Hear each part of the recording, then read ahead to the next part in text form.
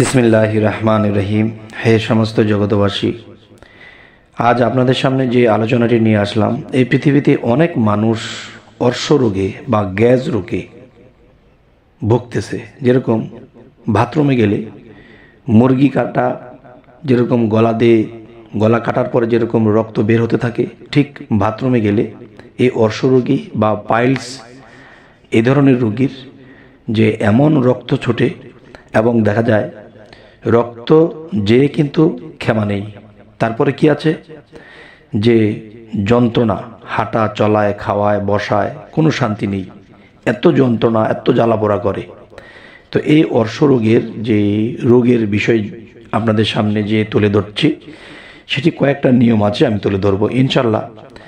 যার এরকম পাইলস কিংবা গ্যাস, কেউ বলে অর্শ, এই রোগ যার মধ্যে আছে, সে অশান্তিতে জীবন কাটাচ্ছে।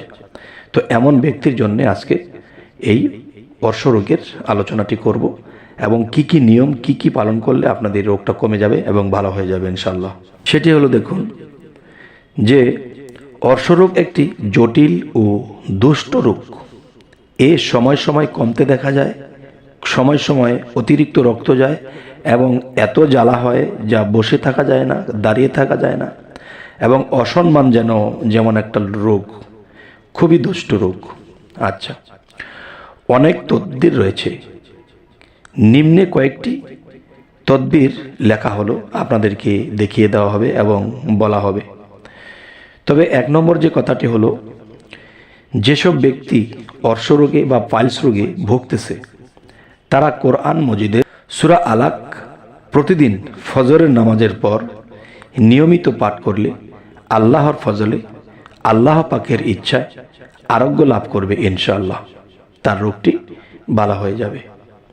আচ্ছা, আর নিম্নলিখিত একটি নকশা আপনাদেরকে একটু পরে দেখাচ্ছি। সেই নকশাটি অবশ্যই আপনারা তুলে নেবেন, কলম দিয়ে, কাগজ দিয়ে সুন্দর করে তুলে নেবেন।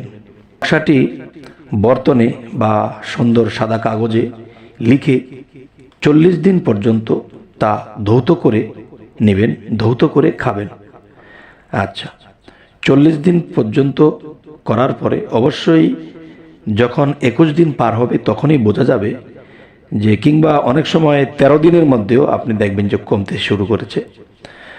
আর একটা বিষয় হলো, 21 দিন এরপরে শেষ হলো 40 থেকে 41 দিন পর্যন্ত, ইনশাল্লাহ আপনার এটা সেরেই যাবে। একটু ধৈর্য ধরতে হবে, আল্লাহর কাজ আস্তে আস্তে। আচ্ছা, তাহলে দেখা যায় আল্লাহর কালামের কুদরতের শেফা লাভের সৌভাগ্য অবশ্যই হবে। যেমন 2 নম্বর তদবির নিয়ে আসলাম, সেটি হলো কি, যে নিম্নলিখিত নকশাটি কোরআন পাকের বর্ণিত আল্লাহ নামের নকশা। বুধবার সূর্যোদয়ের পূর্বে নকশাটি লিখে জোহরের পূর্বে লোবান জ্বালিয়ে তার ধোঁয়া দ্বারা তাবিজটি ছেক দিয়ে অতঃপর মাদুলিতে ভরে কোমরে ব্যবহার করবে। আল্লাহ পাকের ইচ্ছায় ক্রমান্বয়ে অর্শরোগ ভালো হয়ে যাবে ইনশাআল্লাহ। আর সেই নকশাটি হলো এই। এবার আসি 3 নম্বর তদবির, নিম্নলিখিত কালাম পাঠ করে 7 বার পানিতে দম করবে, অতঃপর ওই পানি দ্বারা উজু করবে এবং গোসল করবে। এভাবে 7 দিন করলেই আল্লাহ পাকের ইচ্ছায় অর্শরোগ নিরাময় হয়ে যাবে ইনশাআল্লাহ। যাই হোক, এখন কথা হলো যে এই নিয়মগুলো আপনাদেরকে যেভাবে বলা হলো সেভাবে করবেন ইনশাআল্লাহ। আর একটি বিষয় হলো যে অবশ্যই এই যে নকশাগুলো দেওয়া হয়েছে, এই নকশাগুলো যখন আপনারা তুলবেন কাগজে, তখন অবশ্যই একটা উচ্চস্থানে বসবেন। একটা উচ্চস্থানে বসে অজুর সাথে, পাক পবিত্রতার সাথে এটা লিখবেন।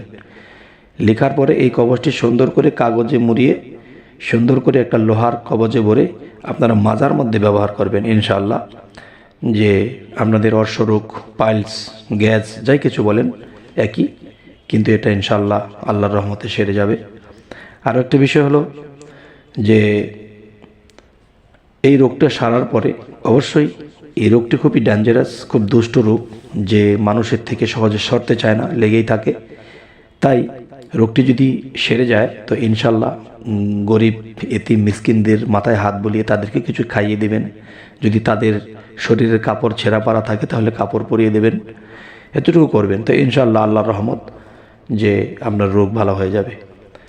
তো আমাদের চ্যানেলটি যদি আপনাদের ভালো লাগে তো অবশ্যই সাবস্ক্রাইব করে রাখুন, পরবর্তীতে যেন ভালো আলোচনা নিয়ে আপনাদের সামনে আসতে পারি। তো সকলেই ভালো থাকবেন। আল্লাহ হাফিজ।